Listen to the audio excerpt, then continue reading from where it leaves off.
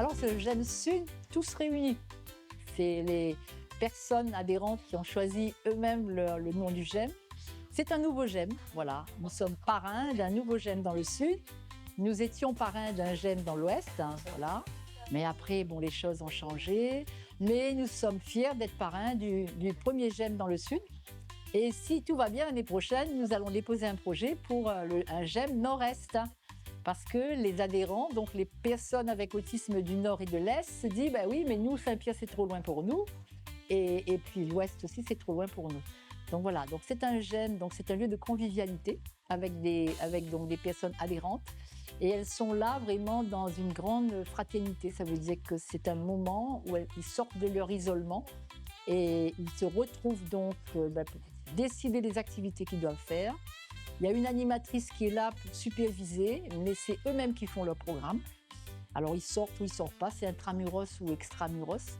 Et ce qui est bien, c'est que ça leur donne donc de l'autonomie. C'est-à-dire que des fois, quand on vient au GEM, on rencontre d'autres potes qui sont comme nous.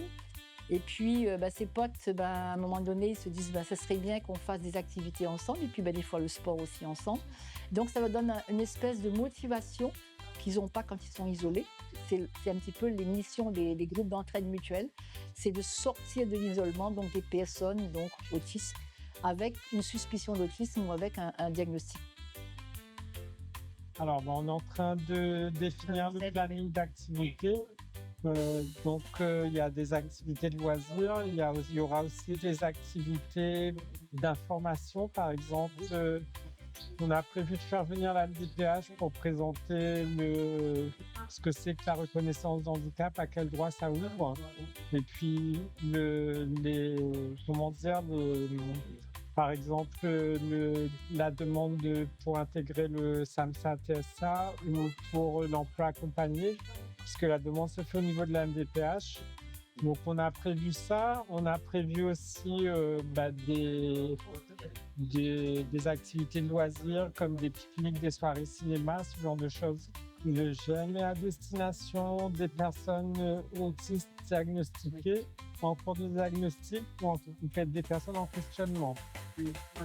Mais c'est un lieu pour les bénéficiaires, pas pour les parents. Bon, ponctuellement, on peut accueillir les parents pour leur présenter la structure, ce qu'on fait. Mais après, c'est les bénéficiaires qui participent aux activités de la structure, pas les parents.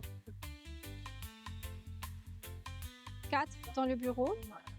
Et les activités, il n'y en aura pas plusieurs en même temps.